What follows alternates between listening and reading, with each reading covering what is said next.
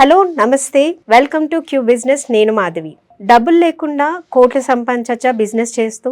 ఇలాంటి ఆర్టికల్స్ ఆన్లైన్లో చాలా ట్రెండ్ అవుతున్నాయి. కానీ అది ఎంతవరకు నిజము?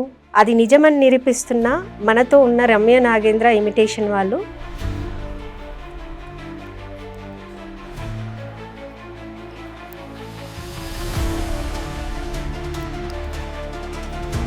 $500 పెట్టుబడితోనే 5 కోట్ల టర్నోవర్ చేస్తున్నారు. ఇప్పుడు ఆడవాళ్ళు ఇల్లు పిల్లలు అనుకొని తన కెరియర్ని ఎండ్ చేయకుండా, ఎంత చదువుకున్నా జాబ్ ఒక్కటే మనకి మార్గం అనుకోకుండా, తనకున్న పరిస్థితులలో ఏం చేయగలను అని ఆలోచించి ఎదిగిన వనిత మనతో ఉంది, రమ్య నాగేంద్ర గారు. నమస్తే రమ్య గారు. నమస్తే. రమ్య అనాలా మిమ్మల్ని? రమ్య నాగేంద్ర అనాలా? కంపల్సరీగా రమ్య నాగేంద్ర అని అనాలి. ఓకే. సో రమ్య కంటే Ramya Nagendra brand name and అలా ఫిక్స్ అయిపోయింది. ఇంకా ఈవెన్ తెలిసిన వాళ్ళకి ఎవరికైనా రమ్య కంటే రమ్య నాగేంద్ర అంటేనే రికగ్నైజ్ అది తెలుస్తుంది. ఓకే. సో రమ్య నాగేంద్ర ఎక్కడి నుంచి? అసలు చాలా మందికి తెలియదు విషయాలు, పర్సనల్ విషయాలు. ప్రేక్షకుల గురించి మీరు చెప్పగలుగుతారనేసి. నేను జగిత్యాలండి. ఓకే. పుట్టింది పెరిగింది అత్తగారిది అంతా జగిత్యాలే. ఓకే. అండ్ ప్రజెంట్ బిజినెస్ నడుస్తుంది కూడా జగిత్యాలే. అండ్ హైదరాబాద్ వాళ్ళ కోసం ఇక్కడ బ్రాంచ్ కూడా స్టార్ట్ అవ్వబోతుంది. సో అంటే చాలా మందికి లేడీస్కి రమ్య నాగేంద్ర అంటే తెలుసు. ఒక మీ జర్నీ అంటే నాకు తెలిసిన మందము 500 నుంచి స్టార్ట్ అయ్యి 5 crores టర్నోవర్ వరకు ఉంది ఇప్పుడు మీరు. సో ఈ జర్నీ ఎలా స్టార్ట్ అయ్యింది? అంటే మీ ఫ్యామిలీ బ్యాక్గ్రౌండ్ ఏంటి అసలు? అంటే మీ ఫ్యామిలీలో ఎవరన్నా బిజినెస్ చేసే వాళ్ళు ఉన్నారా? మీరు బిజినెస్ మైండ్ సెట్ అంటే ఓన్గా వచ్చిందని 100% చెప్పలేను. ఆల్మోస్ట్ ఒక 50% అమ్మ నుంచి నేర్చుకున్నా నేను. అమ్మ మెషిన్ కుట్టేదన్నమాట. ఆల్మోస్ట్ ఒక 100 members వరకు ట్రైన్ కూడా చేసింది అమ్మ ఆ రోజుల్లో.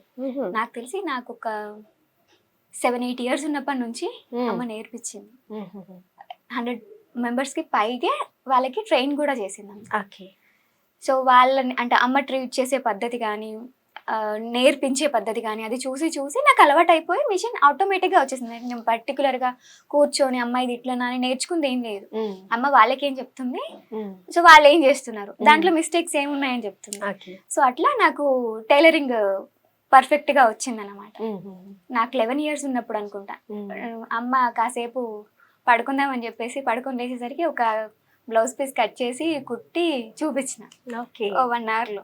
11 years టైంలో మిషన్ కుట్టడం అది అది అంటే ఆ హైట్కి ఇప్పుడు కొంచెం షాకింగ్ అనిపిస్తుంది, కానీ అప్పుడు భలే ఎక్సైటింగ్ ఉండే అనమాట. ఎవరిని ఏది అడగట్లేదు. అంటే నేను ఇంటర్ డిగ్రీ ఉన్న టైంలో ఆటోమేటిక్గా నా దగ్గర ఒక 2000 అట్లా స్పేర్ లో ఉండేవన్నమాట. ఆ టైంలోనే సేవింగ్స్ కూడా అంటే మనం సంపాదించడమే కాదు, దాన్ని కూడబెట్టడం కూడా అమ్మతో నేర్చుకున్నారు మీరు. ఓకే. సో ఇప్పుడు మీ బాల్యం గురించి చెప్పారు. ఎక్కడ చదువుకున్నారు, ఎంతవరకు చదువుకున్నారు? నాది MSc కంప్యూటర్ సైన్స్ శాతవాహన యూనివర్సిటీలో చేశాను.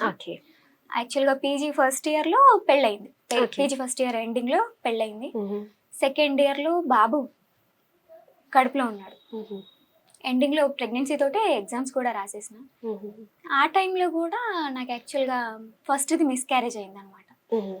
సో ఆ గ్యాప్ దొరికింది నాకు. కొంచెం మెంటల్గా స్ట్రెస్ అవుతున్నా అని చెప్పేసి ఆ అబోషన్ది ఎఫెక్ట్ నాకు కొంచెం ఎక్కువ ఉండే. సో అప్పుడు మిషన్ నేర్పించిన నేను కూడా. అల్గునూరులో ఉండే వాళ్ళం, కరీంనగర్ దగ్గర అల్గునూరులో. అక్కడ నుంచి మళ్ళీ ఫ్యాషన్ డిజైనింగ్ అన్నారు కదా, మళ్ళీ అక్కడ సైడ్ వెళ్ళకుండా ఇక్కడ జ్యువెలరీ సైడ్ ఎలా వచ్చారు మీరు? సో డెలివరీ అయిన తర్వాత నాకు చిన్న బాబుకి 3 months ఉంటాయి అంతే. ఆ టైంలో ఒక 41 blouses ఆర్డర్ వచ్చింది. ఓకే. సో అప్పుడు ఏంటి అంటే బాబుని ఇక్కడ పడుకోబెట్టుకొని కూడా కుట్టిన రోజులు ఉన్నాయి అనమాట. మరి ఇవ్వాలి కదా. అవును, ఇన్ టైంలో ఇవ్వాలి. అది పెళ్లి ఆర్డర్, మనం డిలే చేయడానికి ఉండదు అసలు. సో బాబుని పైన పడుకోబెట్టుకొని కూడా కుట్టిన రోజులు ఉన్నాయి అనమాట. So okay కుట్టాను. బట్ ఏంటి అంటే నాకు ఇది నర్వ్ పట్టేసింది అనమాట. కళ్ళు లోపలికి వెళ్ళిపోతున్నాయి, నాకు తెలుస్తోంది నేను ఏమైతున్నా అని. ఓకే కుట్టడం అనేది ఓకే, పెద్ద పెద్ద ఆర్డర్స్ పట్టుకున్నాము. కాకపోతే ఇంకా ఏదైనా ఒక ఆవిడ మీరు ఇన్వెస్ట్ చేయాల్సిన పని లేకుండా ఇట్లా జ్యువెలరీ బిజినెస్ చేయొచ్చు అని అన్నారు. ఓకే ఇదేదో బాగుంది కదా. రీసెల్లింగ్ అంటే ఓకే పర్లేదు, మనకి కూడా అంత పెట్టుబడి పెట్టే అంత స్తోమత కూడా లేదు కాబట్టి రీసెల్లింగ్ చేద్దాము అని చెప్పేసి జ్యువెలరీ రీసెల్లింగ్ స్టార్ట్ చేశాను.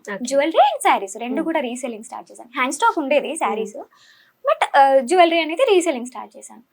నేను ఏదైతే కుట్టి పక్కన పెట్టుకున్న 500 రూపీస్ ఉన్నాయో ఒక ఆర్డర్ వచ్చింది, ఈ 500 రూపీస్ని కలిపి ఇంకొకటి అడిషనల్గా తెప్పించుకోవడం. సో దెన్ తర్వాత ఒక 3-4 ఎక్స్ట్రా తెప్పించుకోవడం, దెన్ తర్వాత ఒక 10 పీసెస్ తెప్పించుకోవడం, మెల్లమెల్లిగా ఒక 3 బాక్సెస్ అట్లా. ఎప్పుడు స్టార్ట్ అయింది మీ జ్యువెలరీ బిజినెస్ జర్నీ? 2018 లో స్టార్ట్ అయింది, అంటే బిఫోర్ కోవిడ్. యా, అప్పుడు రీసెల్లింగ్ కి అంటే మనం 70 రూపీస్ మార్జిన్ పెట్టుకొని సేల్ చేసుకోవచ్చు, అంతే, అంతకు మించి ఉండదు. ఇదేదైతే మనం స్టోర్ చేసామో అది కూడా ఫ్యాషన్ అవుట్ అయిపోద్ది. అవును, జ్యువెలరీలో తొందరగా అవుతుంది. బయట మార్కెట్ లోకి వచ్చింది అని అంటే ఇంకా విత్ ఇన్ 1 or 2 months అది ఫ్యాషన్ అవుట్ అవుతుంది. మనం పెట్టే స్టాక్ అంటే వెంట మూవ్ చేయాలంతే. సో తక్కువ మార్జిన్స్ వేసుకుని సేల్ చేయడం స్టార్ట్ చేశాను. బట్ ఇది రాంగ్ అని తర్వాత ప్రూవ్ అయింది అనమాట. మార్జిన్స్ అనేది మనం ఎంత పెట్టుకోవచ్చు అంత పెట్టుకుంటేనే పర్ఫెక్ట్ థింగ్. సో మార్జిన్ పెట్టుకొని సేల్ చేయడం కూడా అంటే బెటర్. అట్లా అయితేనే నిలబడగలుగుతాం. ఎందుకంటే మనం ఇన్వెస్ట్ చేస్తుంది ఎంత, మనకు వచ్చే మార్జిన్స్ ఎంత, డెడ్ స్టాక్ ఎంత, ఇదంతా మనకు ఒక క్యాలిక్యులేషన్ ఉంటేనే ఒక బిజినెస్ లో లాంగ్ టైం ఉండగలుగుతాం. షార్ట్ టైమ్ లో బిజినెస్ చేయడం అనేది ఈజీనే, బట్ లాంగ్ టైం ఉండాలి అంటే కొన్ని టాక్టిక్స్ అయితే డెఫినెట్ గా మన దగ్గర ఉండాలి. అండ్ ఈ అంటే ఓకే ఏమంటారు సీక్వెన్స్ లో శారీస్ బిజినెస్ నడుస్తుంది, at the same time jewellery కూడా నడుస్తుంది, అండ్ టైలరింగ్ కూడా చేశాను. 3 ప్యారలల్ గా మేనేజ్ చేశాను ఇద్దరు పిల్లలతో. చిన్న బాబుకి 9 months ఉన్నప్పుడు కూడా ఇవి 3 రన్ చేశాను నేను. 1 year అయ్యేప్పటికీ ఇంకా నేను ఇది శారీస్ ఇంకా టైలరింగ్ అనేది పక్కన పెట్టాల్సి వచ్చింది. ఇది ఆర్డర్ ఫ్లో పెరుగుతుంది. నేను ఇక్కడ ఏ ప్లేస్ లో కూడా ఫుల్ ఫ్లెడ్జ్డ్ గా వర్క్ చేయకపోతే నేను దేనికి న్యాయం చేయలేను కాబట్టి సో ఇంకా టైలరింగ్ ని శారీస్ ని పక్కన పెట్టేయాల్సి వచ్చింది. సో చిన్న బాబుకి 3 months ఉన్నప్పుడే నేను శారీస్ బిజినెస్ స్టార్ట్ చేశాను అన్నాను కదా. ఆ టైంలో ఏంటి అని అంటే బాబుని చూసుకోవడానికి యాక్చువల్గా ఎవరు లేకుండే, ఎవరు బిజీ వాళ్ళది, ఎవరిని బ్లేమ్ చేయడానికి కూడా ఏమీ లేదు. మనం స్ట్రగుల్ అవుతున్నాం, మనమే అవ్వాలి. అవును, డెఫినెట్ గా. అంటే మీ అత్తయ్య వాళ్ళు ఎవరైనా సపోర్ట్ లేరా పిల్లల్ని చూసుకోవడానికి మీకు? వాళ్ళ బిజీ వాళ్ళకు ఉంటది కదా. I don't want to blame anyone. ఇది నాది, నా life. I have to face the struggles. వీళ్ళు చూసుకోలేదు, వాళ్ళు చూసుకోలేదు, అవేవి లేవు. నేనేం చేస్తే ఇక్కడ నుంచి ఇంకొక స్టెప్కి వెళ్తాను, అక్కడి వరకే గానీ నాకు ఇంకొకరి సపోర్ట్ కావాలి అట్లాంటి ఇదైతే డెఫినెట్ గా లేదు. చేసుకున్న వాళ్ళదైతే ఉంది, నాగేంద్ర గారి సపోర్ట్ అయితే ఉంది. That is more than enough. ఇంకెవరిది అక్కర్లేదు నన్ను అడిగితే. 3 months ఉన్న టైంలో బాబుని బైక్ పైన కూర్చోబెట్టుకొని 50 kilometers ట్రావెల్ చేసి శారీస్ తీసుకొచ్చుకోవాలి. ఓకే. సో ఆ సినారియో ఎట్లా ఉంటదంటే ముందు ఒక బ్యాగ్, దెన్ నాగేంద్ర గారు, దెన్ ఇంకొక బ్యాగ్, అంటే గట్టలు కడతారు కదా, ఆ తర్వాత మధ్యలో వాడు, వెనకాల నేను, పక్కకి ఇంకొక బ్యాగ్. సో అంటే లగేజ్ ఆల్మోస్ట్ ఎంత ఉంటుంది ఒక బండి మీద? 300 శారీస్ అనుకోండి. 300 శారీస్ చిన్న బాబుతో, అది బైక్ పైన, దట్టు వర్షము. వాడు మధ్యలో వాడికి స్ట్రగుల్ అనిపించిందా లేదంటే ఫీడింగ్ నాకు అర్థం కాలేదు, ఏడుస్తున్నాడు. సిటీ అవుట్స్కట్స్ లో ఉన్నాము, ఏడుస్తున్నాడు. ఎక్కడో ఎవరిదో ఒక బిల్డింగ్ ఉంటే వాళ్ళ దగ్గరికి వెళ్ళి అమ్మ బాబా ఏడుస్తున్నాడు పాలించుకోవచ్చా అని అంటే పర్లేదని అంటే వాళ్ళ మెట్ల పైన కూర్చొని ఫీడ్ చేసి మళ్ళీ జర్నీ స్టార్ట్ చేసామన్నమాట. సో ఎవరికైనా ఉంటాయి. ఇది నేను చెప్పేది ఎందుకంటే నాట్ ఫర్ సింపతి అండి, you have to be strong. ఎవరైతే బిజినెస్ చేయాలనుకుంటున్నారో లేదు అని అంటే ఏదైనా సాధించాలని అనుకుంటే స్ట్రగుల్స్ అనేవి డెఫినెట్ గా ఉంటాయి, అధిగమిస్తేనే సక్సెస్ అనేది వస్తుంది. సో ఇక్కడ వరకు రాగలిగింది, అవన్నీ దాటుకొని వచ్చింది రమ్య. అయితే అంత ఈజీగా అయితే డెఫినెట్ గా రాలేదు, బోల్డ్ అని స్ట్రగుల్స్ ఉన్నాయి.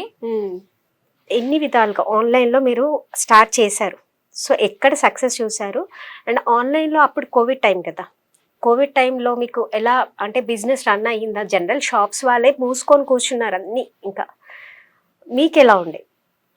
సో అదే కోవిడ్ అనేది ఒక్కొక్కరికి ఒక్కొక్కలా, ఒకరికి పూటకి లేకపోయినా సరే అల్లాడిపోయిన వాళ్ళు ఉన్నారు, ఉన్న వాళ్ళకి హ్యాపీగా ఎంజాయ్ చేస్తూ గడిపేశారు. నాకేంటి అంటే చాలా ప్లస్ అయింది. నేను అదే టైంలో అంటే ఏదైతే కోవిడ్ స్టార్ట్ అయ్యే కంటే ఒక 10 days ముందు లైవ్ షో అనేది స్టార్ట్ చేశాను నేను. ఓకే. క్యాజువల్ గా స్టార్ట్ చేసిన, ఏదో ఇంటెన్షనల్లీ కాదు కానీ క్యాజువల్ గా. పిల్లలు ఎవరు లేరు, నాగేంద్ర గారు కూడా లేరు. సరే ఒకసారి యూట్యూబ్ లో లైవ్ పెట్టి చూద్దామని చెప్పేసి స్టార్ట్ చేశాను అనమాట.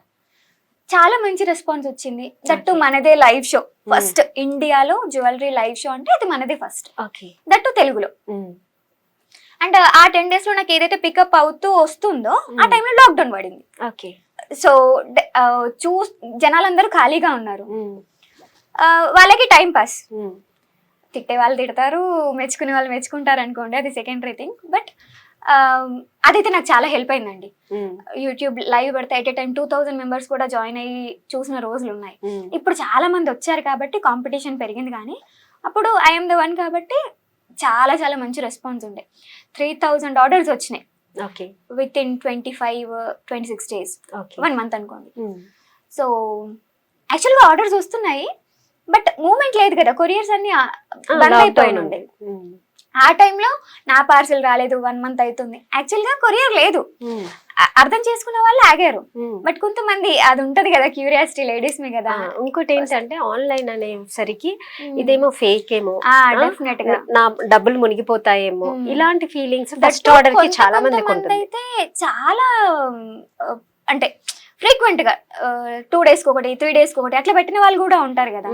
సో వాళ్ళు నాది రాలేదు అని అంటూ ఉంటే వాళ్ళని హోల్డ్ చేయడానికి అని చెప్పేసి అక్కడ ఒక 1,50,000 పెట్టి నేను గిఫ్ట్స్ తెప్పించిన. ఆగిన వాళ్ళ కోసం రమ్య నాగేంద్ర ఇన్విటేషన్స్ నుండి ఈ గిఫ్ట్ వస్తుంది.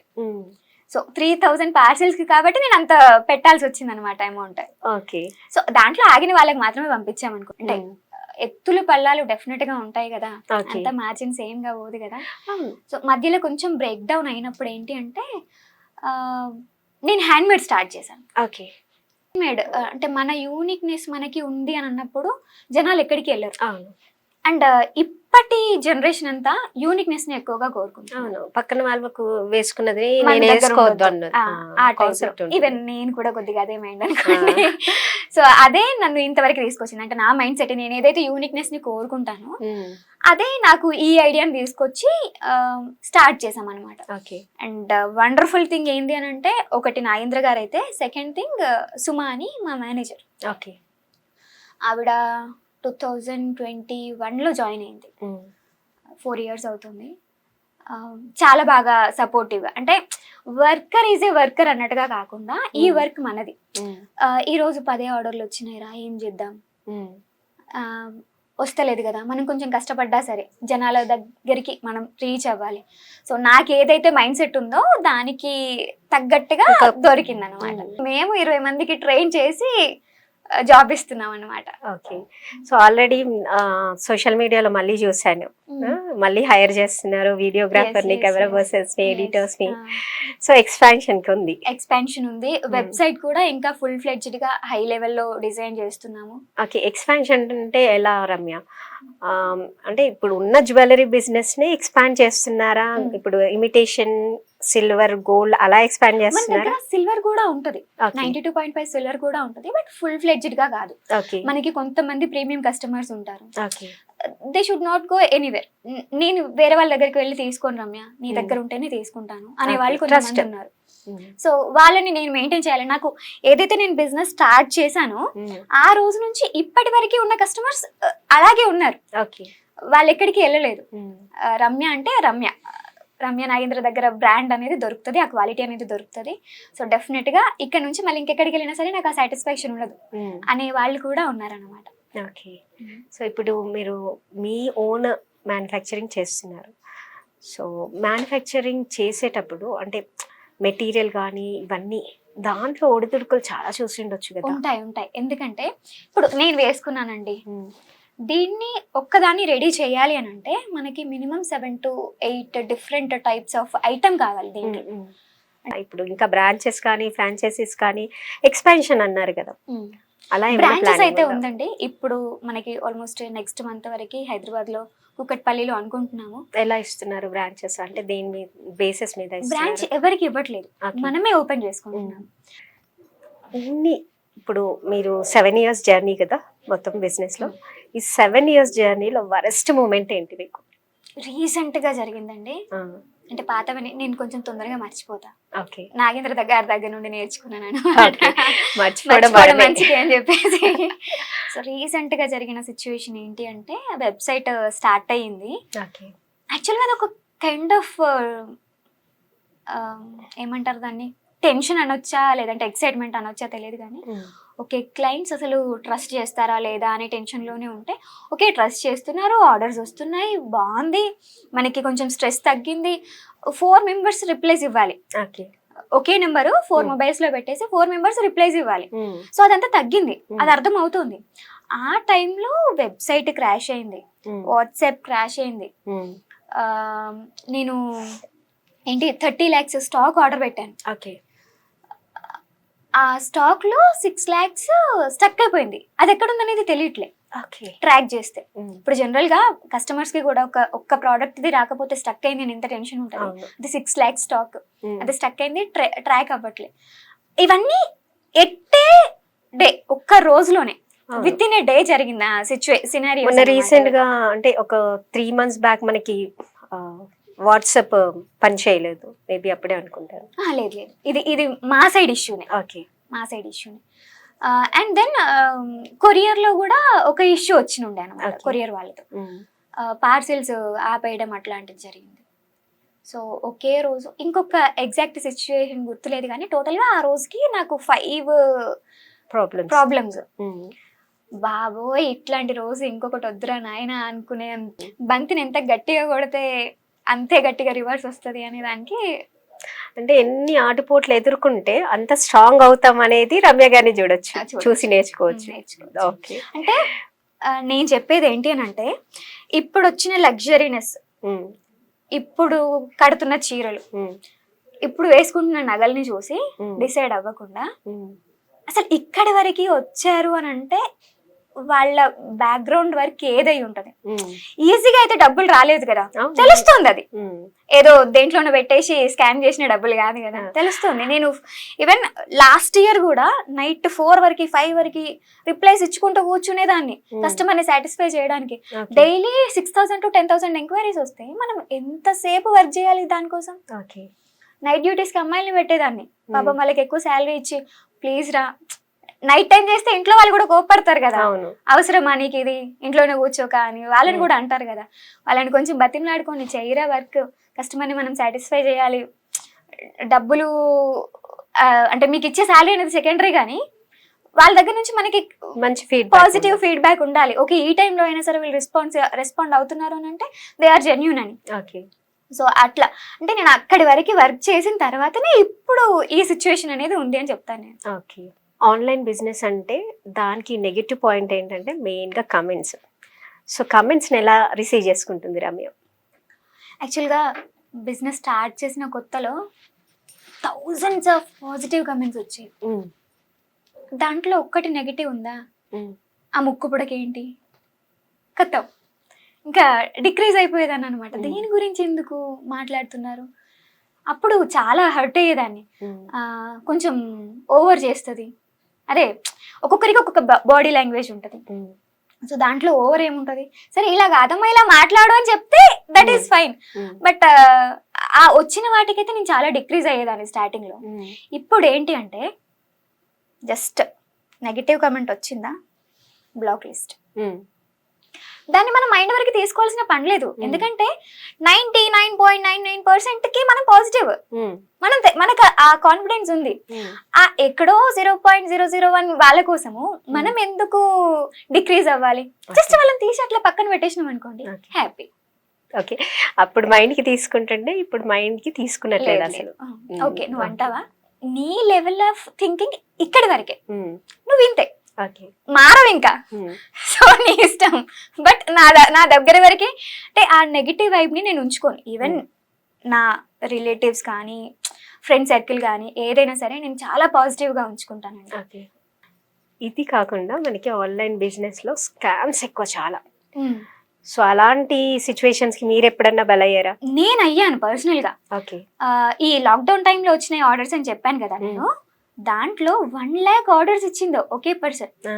3-4 డిఫరెంట్ నేమ్స్ పైన 3-4 డిఫరెంట్ నెంబర్స్తో. Address is the same. ఇప్పుడు మనము ఏది సెర్చ్ చేసినా అయితే నేమ్ సెర్చ్ చేస్తాము, లేదంటే మొబైల్ నెంబర్ సెర్చ్ చేస్తాము. ఆ అడ్రస్ మనం సెర్చ్ చేయం కదా, they have a key point అన్నమాట. సో అప్పుడు ఎందుకో డౌట్ వచ్చి ఈ పర్సన్ ది హోల్డ్ చేయండి, అన్ని ఎట్ ఏ టైం పంపిద్దాం కానీ వాళ్ళకి ఒక బాక్స్ పెట్టేసి ఆర్డర్ వచ్చిన ప్రతిసారి తీసి దాంట్లో వేసేయండి. లాక్డౌన్ ఓపెన్ అయ్యేంత వరకు మనం వెయిట్ చేయాలి కదా కొరియర్ చేయడానికి. సో అప్పుడు హోల్డ్ చేశాను అనమాట. అరే 10 days అవుతుంది, లాక్డౌన్ ఓపెన్ అయ్యి 15 days అవుతుంది, అసలు ఫాలో అప్ లేదు ఆ పర్సన్ నుండి. అక్క రాలేదు అని, మేడం రాలేదు అని, ఏది లేదు. సరే నాకు ఎందుకో డౌట్ వచ్చి పేమెంట్స్ చెక్ చేసిన, సింగిల్ పేమెంట్ కూడా రాలేదు. ఎవ్రీడే ఆర్డర్ పెట్టేది 1500 to 3000 వరకు. సో హరీ బరీలో ఉండేదాన్ని కానీ కాబట్టి ప్రతి పేమెంట్ నేను చెక్ చేసేదాన్ని కాదు. నైట్ 2 వరకు 3 వరకు వర్క్ చేశానని చెప్పాను నేను. సో ఆ టైంలో ప్రతి పేమెంట్ ని మనం గూగుల్ పేకి వెళ్ళి చెక్ చేయలేము, ఫోన్ పేకి వెళ్ళి చెక్ చేయలేము. అప్పుడు దొరికింది. ఒక 1 hour కూర్చున్నా ఆ పర్సన్ గురించి తెలుసుకోవడానికి. 1 hourలో ఎవరెవరైతే ఆ టైంలో ఉన్నారో యూట్యూబర్స్, అంటే లాక్డౌన్ స్టార్టింగ్ లో నేను ఒకదాన్ని ఉన్నాను కానీ లాక్డౌన్ ఎండింగ్ వరకు ఒక 3-4 members యాడ్ అయ్యారు అనమాట యూట్యూబ్ లైవ్స్ కి. సో వాళ్ళందరికీ చెప్పాను, ఈ పర్సన్ నుండి ఈ ఫలానా నంబర్స్ నుండి ఆర్డర్స్ వచ్చినాయేమో చెక్ చేసుకోండి అంటే, నాది 60,000 పంపిన రమ్య అంటారు ఒకరు, నేను 15,000 ఆల్రెడీ పంపించేసిన, ఈ రోజు షిప్ చేసిన అని అంటారు ఒకరు, నేను పంపి 10 రోజులు అవుతుంది అంటారు. సో అప్పుడు మాత్రం కొంచెం గట్టిగా స్టాండ్ తీసుకొని, యాక్చువల్గా నేను ఎంక్వైరీ చేసింది నైట్ 11-12 ఆ టైంలో అనమాట. సో నెక్స్ట్ డే లేవగానే ఫస్ట్ మోటో అదే, ఏం జరిగింది, అసలు ఎంత పంపించినాము, మనకి ఏం రావాలి, అసలు ఈ పర్సన్ ది అడ్రస్ ఎక్కడ అని కంప్లీట్ గా ట్రేస్ చేసి, కోకిల పైసలు పంపు, లేదంటే నేను ఆల్రెడీ మీకు 10,000 వరకు డ్రెస్సెస్ షిప్ చేసిన, అవైనా పంపి అంటే, లేదక్క చిన్న బాబు ఉన్నాడక్క, ఇవన్నీ కాదమ్మా, నువ్వు ఫ్రాడ్ చేసినావు, నా డబ్బులు నాకు ఇచ్చేసాయి, నేను నిన్నేమి అన్నాను, డబ్బులు పంపించేసాయి అని అంటే, within 1 hour ఆ అమౌంట్ పే చేసింది. నేను ఎక్కడి వరకు పంపించాను అక్కడి వరకు అమౌంట్ పే చేసింది, రిమైనింగ్ అంతా మళ్ళీ నేను సేల్కి పెట్టేసాను. రీసెంట్ గా 1 year బ్యాక్ కూడా జరిగింది.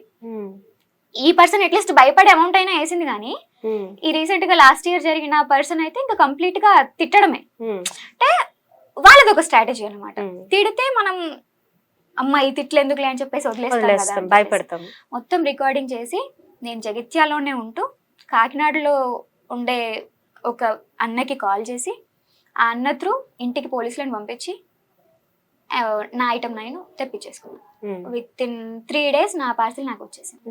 ఇప్పుడు అందుకనే ఇవన్నీ తప్పించుకోవాలి అని అంటే ప్రతిదీ మనం మాన్యువల్ గా చెక్ చేయడం అంటే కష్టం, ఆర్డర్ ఫ్లో పెరుగుతున్నప్పుడు. సో మనం ఇంకా ఇంక్రీజ్ చేయాలనుకుంటున్నాం బిజినెస్ ని. సో ఇప్పుడు ప్రతిదీ మనం మాన్యువల్ గా చెక్ చేయలేం కాబట్టి వెబ్సైట్ అనేది స్టార్ట్ చేసింది. ఇప్పుడు అదేది ఉండదు. సో హ్యాపీగా అన్ని ఆన్లైన్ ట్రాకింగ్, ఈవెన్ డిస్పాచెస్ కానీ పేమెంట్స్ కానీ ఎవ్రీథింగ్. ఇప్పుడు చాలా మంది ఆన్లైన్ లో ఉన్నారు ఇప్పటికీ. మనకి ఇప్పుడు బిఫోర్ కోవిడ్ కానీ లేకపోతే 2017-18 మనకి జియో వచ్చిన నుంచి యూట్యూబ్ కానీ ఆన్లైన్ బిజినెసెస్ కానీ భూమి అయినాయి బాగా. సో అప్పటి నుంచి చూసుకుంటే ఇప్పటికీ కూడా ఇంకా చాలా స్కోప్ ఉంది. ఇప్పుడు కొత్తగా స్టార్ట్ చేసే వాళ్ళకి మీరేం చెప్తారు? వీళ్ళు ఎవరైతే ఇప్పుడు బిజినెస్ చేయాలని అనుకుంటున్నారో పిల్లల్ని వేసుకొని, కానీ ఇప్పుడు నేను అనుకుంది కూడా అదే, చిన్న బాగున్నాడు ఎందుకు, ఇదే చిన్న పిల్లలే కదా ఇప్పుడే ఎందుకు అని అంటే, వాళ్ళు పెద్దగా అయ్యేసరికి నా బిజినెస్ సెటిల్ డౌన్ అవుతుంది కదా. సో అట్లా ఆలోచించుకొని స్టార్ట్ చేశాను అనమాట. దానికోసం నేను ఎంత ఎఫర్ట్స్ పెట్టాలి, నాగేంద్ర గారు ఎంత ఎఫర్ట్స్ పెట్టాలి, ఇద్దరం కలిసి అంత ఎఫర్ట్స్ పెట్టినాం కాబట్టే స్టేబుల్గా ఉన్నాం. ఇంకా గ్రోయింగ్ లోనే ఉన్నాం. నాకు తెలిసి కంప్లీట్ గ్రోత్ అని అనలేను కానీ గ్రోయింగ్ లో అయితే ఉన్నాం డెఫినెట్ గా. ఓకే. సో ఫస్ట్ స్టార్టింగ్ అన్నట్టు మీరు 500తో స్టార్ట్ చేసి రీసేలింగ్ నుంచి స్టార్ట్ చేసి ఇప్పుడు మ్యానుఫ్యాక్చర్గా ఒక 5 crores టర్న్ ఓవర్ అనుకోవాలా, లేకపోతే అది ఇన్కమ్ అనుకోవాలా? టర్న్ ఓవర్ అనుకోండి. పర్ మంత్ టర్న్ ఓవరా? అట్లా అని కాదు.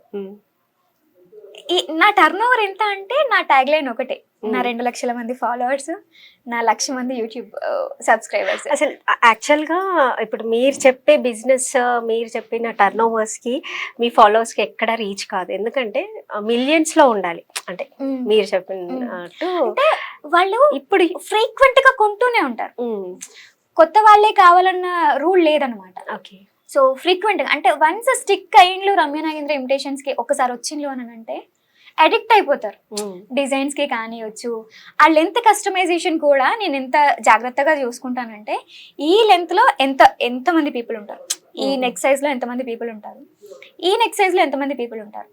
సో మనం చేస్తే చూపించాల్సిన ప్రెజెంటేషన్ ఎట్లా ఉండాలి, ఎవరు కనెక్ట్ అవుతారు. సో ఆ రేషియో కూడా నేను కంప్లీట్గా నేను బిజినెస్ మేనేజ్మెంట్ ఆ టైప్ ఆఫ్ ఏవి చేయలేదు కానీ కోర్సులో, ఇదంతా అనుభవం నేర్పించిన పాఠాలు. స్టేబుల్గా ఉండడం అనేది కూడా చాలా ఇంపార్టెంట్. జస్ట్ నేను ఇది మీకు 5 crores అనేది వినిపిస్తోంది, దీనికి ఎంత టైం పట్టింది? 7 years స్టేబుల్గా ఉన్నాను. అండ్ నేను వచ్చిన అమౌంట్ని దాంట్లోనే ఇన్వెస్ట్ చేస్తూ వచ్చాను. ఏదైతే కొంచెం కొద్దిగా పర్సనల్కి యూజ్ చేసుకున్నా సరే, బట్ దాంట్లోనే ఎక్కువగా ఇన్వెస్ట్ చేయడానికి ట్రై చేశాను కాబట్టి టర్న్ ఓవర్ పెరుగుతోంది అండ్ బ్రాండ్ అనేది క్రియేట్ అయ్యింది. మీ బిజినెస్ జర్నీ ఇంత చక్కగా మా ప్రేక్షకుల గురించి డీటెయిల్గా చెప్పారు. ఇది చాలా మందిని ఇన్స్పైర్ చేయాలనుకుంటున్నాను. అండ్ చాలా మంది ఆడవాళ్ళు ఇంట్లో ఉండి మేము ఏం చేయలేని వాళ్ళకి ఇది స్ఫూర్తిదాయకంగా ఉంటుంది అనుకుంటున్నాను. థ్యాంక్ యూ మా స్టూడియోకి వచ్చి ఇంత మంచి ఇన్ఫర్మేషన్ ఇచ్చినందుకు.